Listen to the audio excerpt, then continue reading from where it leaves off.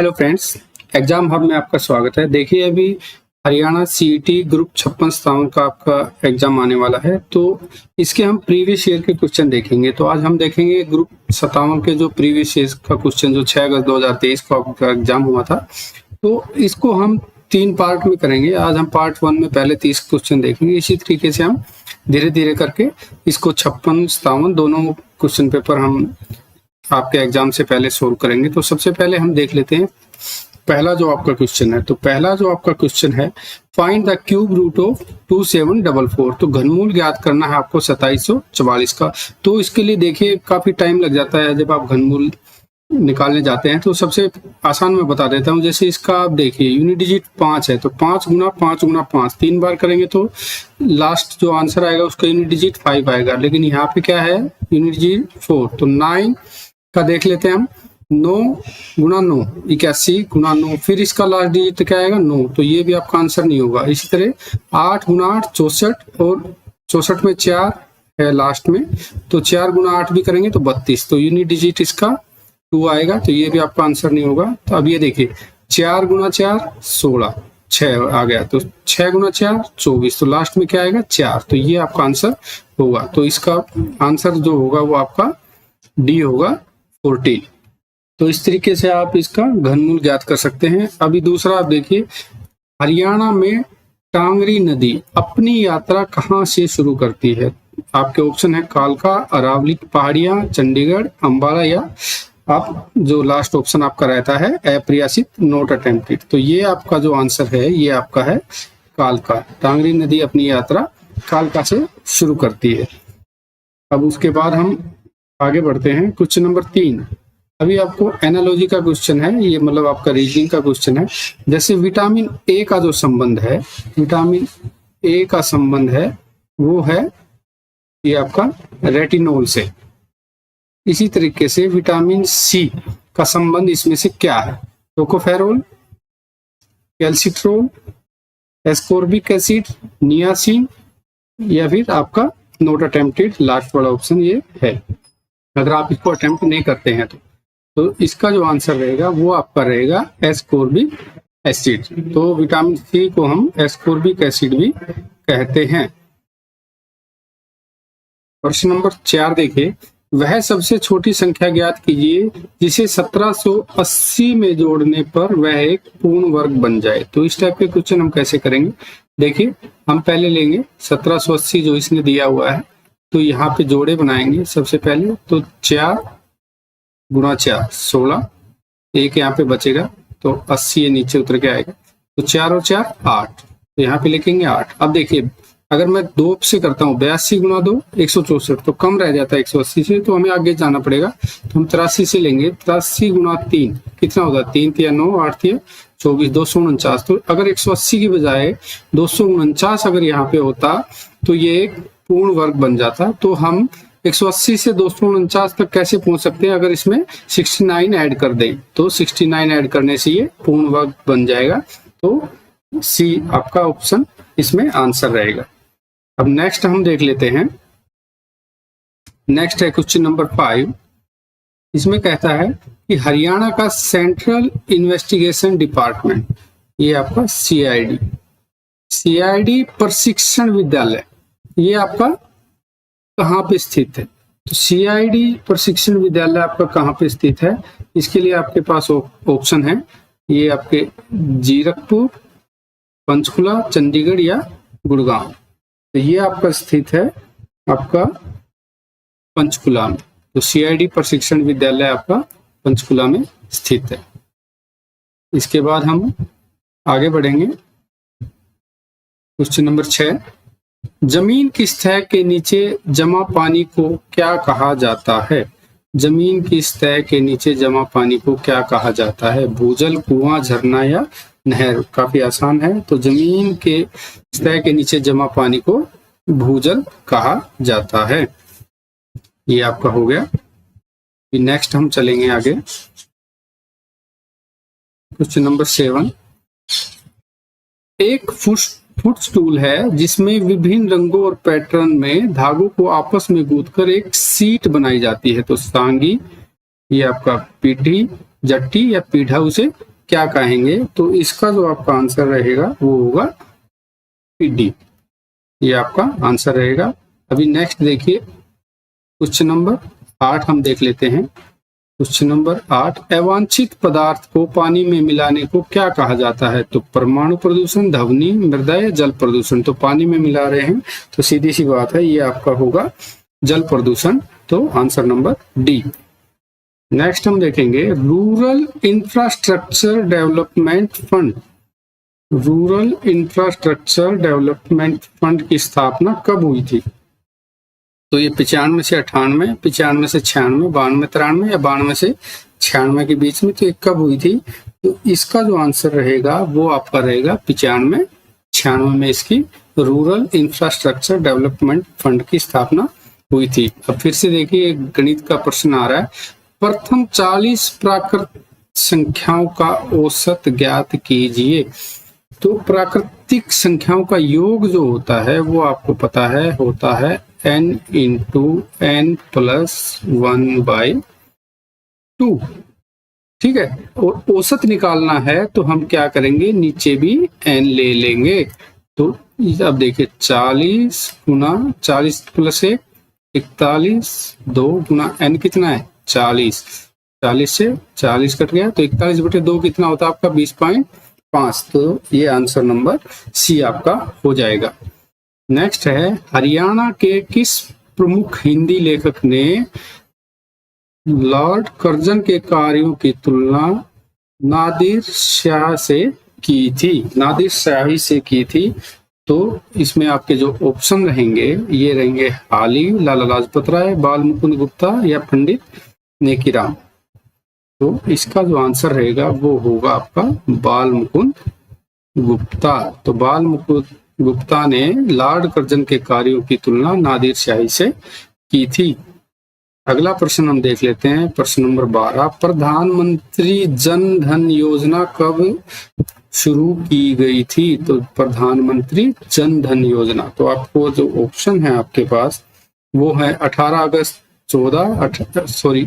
अगस्त 2014, 28 अगस्त 2016, 28 नवंबर 2016 या 28 नवंबर 2014। तो प्रधानमंत्री जन धन योजना जो है वो आपकी शुरू की गई थी 28 अगस्त 2014 को।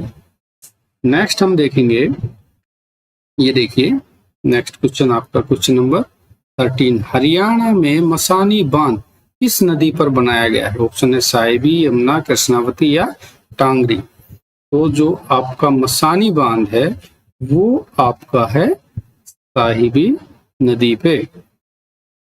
अब देखते हैं क्वेश्चन नंबर 14, एनडीसी का पूर्ण रूप क्या है?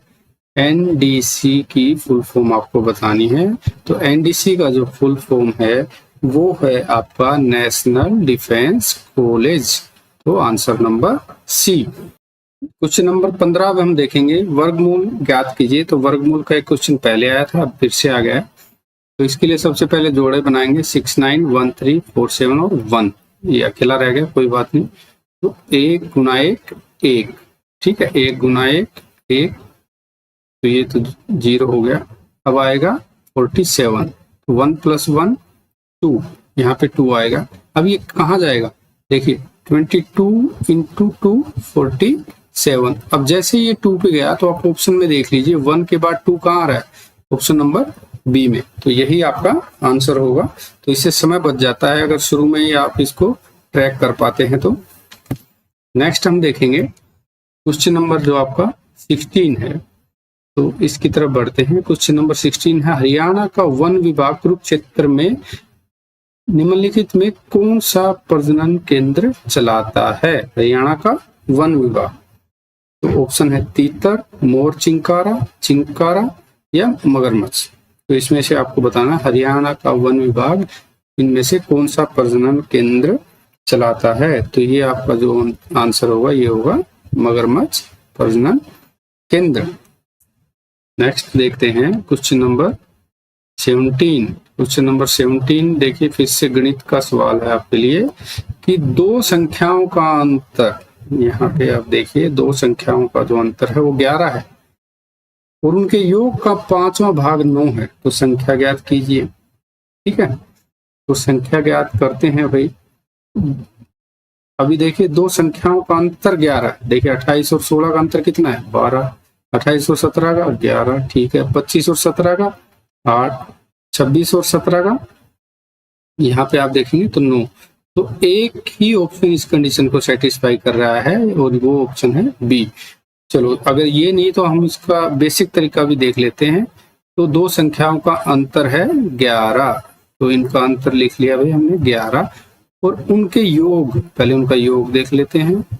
उसका जो 5वां भाग है वो है 9, तो इसका मतलब x प्लस वाई है आपका, ये 5 उधर गुणा में हो जाएगा 45, और x माइनस वाई है आपका 11।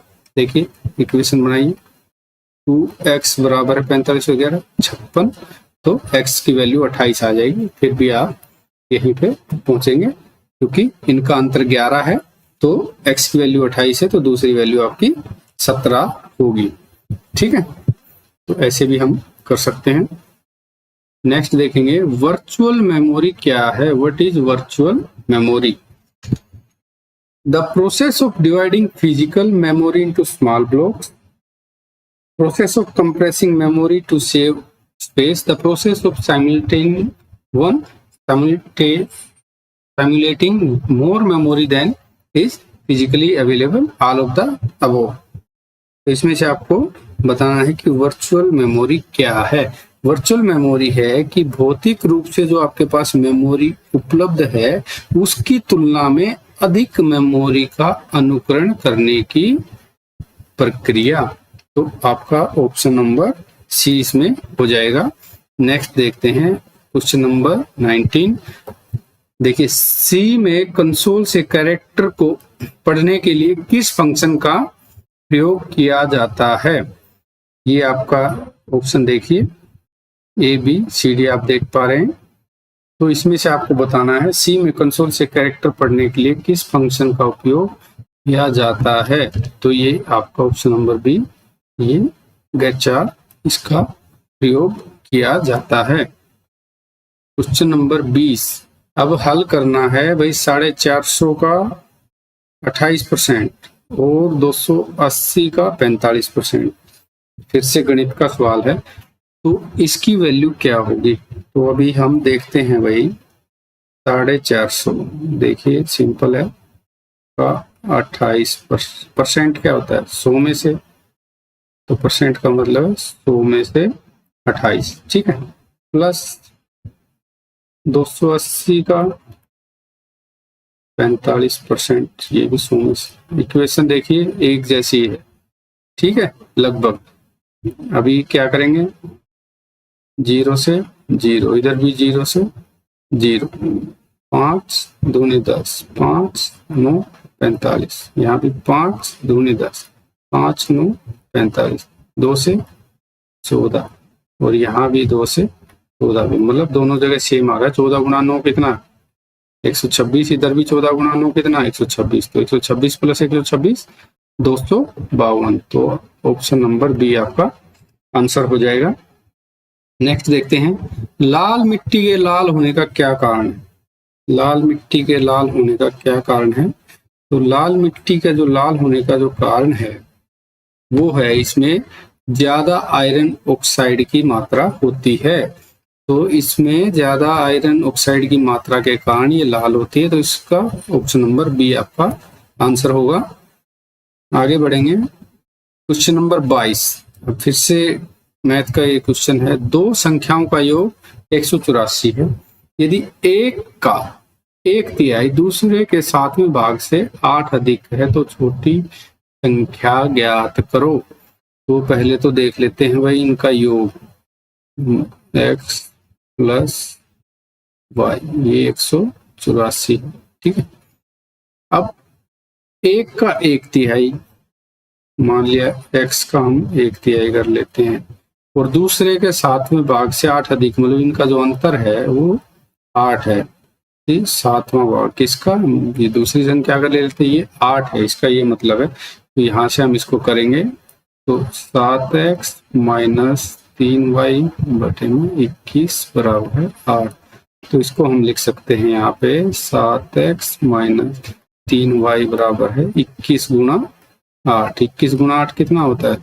168। तो 7x माइनस 3y बराबर है 168 और x प्लस y यहाँ पे 184 है, तो इसको हम 3 से गुना कर लेंगे x प्लस वाई को। इसको लिख देंगे 3x प्लस 3y बराबर है, अब 184 गुना 3, 184 गुना 3 कितना होगा? ये होगा आपका 552। देखिए ये 7 और 3 10x प्लस माइनस है y तो कट गए, तो 552 प्लस 168, 8 2 10 हासिल 1, 6 5 11 और 1 12 हासिल 1, 5 और 1 6 1 7, 10x बराबर है 720, तो x बराबर है 72। तो एक संख्या 72 है, तो दूसरी कितनी होगी? 184 माइनस 72 मतलब 112। तो छोटी संख्या उसने पूछी है, तो छोटी संख्या हमारी 72 आएगी, बड़ी पूछता तो 112 आपका आंसर होता। ठीक है, नेक्स्ट देखिए, एक रेडियो, ये यहाँ पे क्वेश्चन नंबर 23, 490 रुपए में खरीदा जाता है और 465.50 में बेचा जाता है, तो हानि का प्रतिशत ज्ञात कीजिए। तो हानि और लाभ हमेशा क्रय मूल्य पे होते हैं, ये हमें याद रखना है। ठीक है, तो 490 रुपये इसका क्रय मूल्य है, ये हम लिखेंगे नीचे। अभी बेच दिया 465.5 में, इसका मतलब इसको 24.5 या इसको 245/10 भी अगर पॉइंट में हटाना चाहूँ तो लिख सकता हूँ। ये हो गया इसको हानि 490 पे। तो इसका प्रतिशत ज्ञात करना, है तो लिख देंगे। अब क्या सीधा 0 0 0 0 ये हमने हटा दी। 7 7 49, 7 या 21, 7 5 35 और 7 5 35 आंसर आ गया। 5% की इसको हानि इसमें हो चुकी है। क्वेश्चन नंबर 24, कौन सी झील हरियाणा के रोहतक जिले में स्थित है? तो हरियाणा के रोहतक जिले में, ये थोड़ा इधर कर लेते हैं इसको, हरियाणा के रोहतक जिले में कौन सी झील स्थित है? करण, ब्रह्मसरोवर, तिलियार या ब्लूबर्ड झील? तो हरियाणा के रोहतक जिले में आपकी तिलियार झील स्थित है। प्रश्न नंबर 25 देखते हैं, यहाँ पे आपसे पूछ रहा है x की वैल्यू, ये क्वेश्चन मार्क में क्या वैल्यू आएगी? तो देखिए 4 दूनी 8 और 1 9/2, इसको पहले लिख लेते हैं सिंप्लीफाई करके, प्लस 6 3 18 1 19/6 प्लस इसको x मान लेता हूँ मैं, प्लस 3 दूनी 6 और 1 7/3, ये किसके बराबर है? 13 5 65 और 2 67/5। ठीक है, अब देखिए इनको जोड़ लेते हैं पहले। यहाँ एलसीएम 6 2 3 6 9 3 27 6 कम 6 19 प्लस 3 दूनी 6 तो 7 दूनी 14 प्लस x को मैं अलग से यहाँ रख लेता हूँ। ये किसके बराबर है? 67/5 के। अब देखिए 27 और 19 46 और 14 60/6, तो 60/6 कितना होता है? 10 बराबर है ये आपका 67/5। ठीक है, तो x की वैल्यू होगी आपकी 67/5 मतलब कितना होता है? Sorry 67/5 minus 10। ठीक है, तो इसको यहाँ पे कर लेते हैं, तो 5 रहेगा 67 माइनस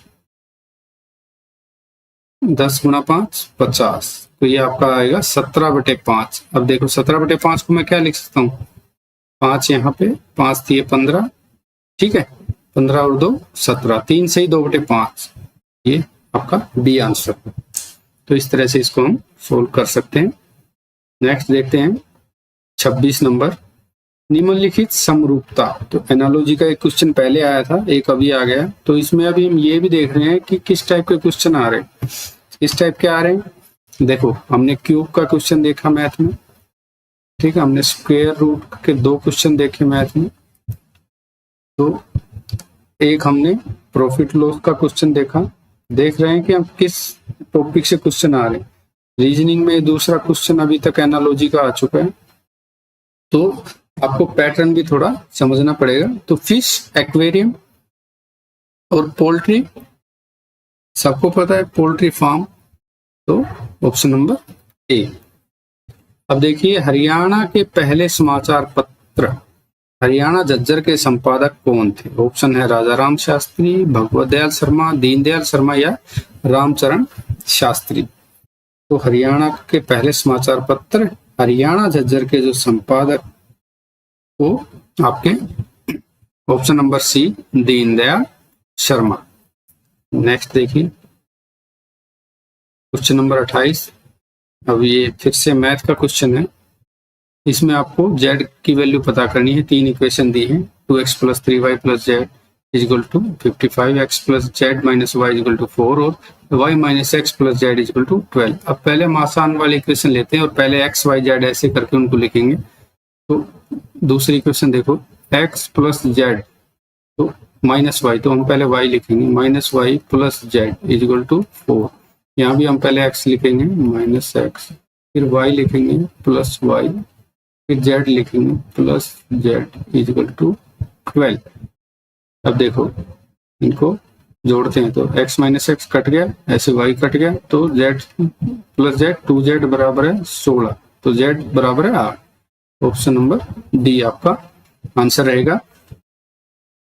अब देखिए नेक्स्ट 29 क्वेश्चन आपका कर्नाटक राज्य सहकारी विपणन फेडरेशन लिमिटेड किसकी आपूर्ति में प्रमुख भूमिका निभाता है? Karnataka state cooperative marketing federation. तो ये इससे क्या मिलता है? रासायनिक उर्वरक, कृषि उपकरण, कीटनाशक या उपरोक्त सभी। तो जो इसका आंसर रहेगा इसमें ये सारी इन चीजों की पूर्ति कराता है, तो आंसर नंबर डी रहेगा आपका आंसर, उपरोक्त सभी। अब देख लेते हैं इस पार्ट का, ये लास्ट क्वेश्चन है, फिर नेक्स्ट पार्ट में हम इससे आगे करेंगे। RKVY इसकी फुल फॉर्म आपको बतानी है। तो इसमें ऑप्शन है राज्य केंद्र विकास योजना, राज्य कृषि विकास योजना, राष्ट्रीय कृषि विकास योजना या इनमें से कोई नहीं।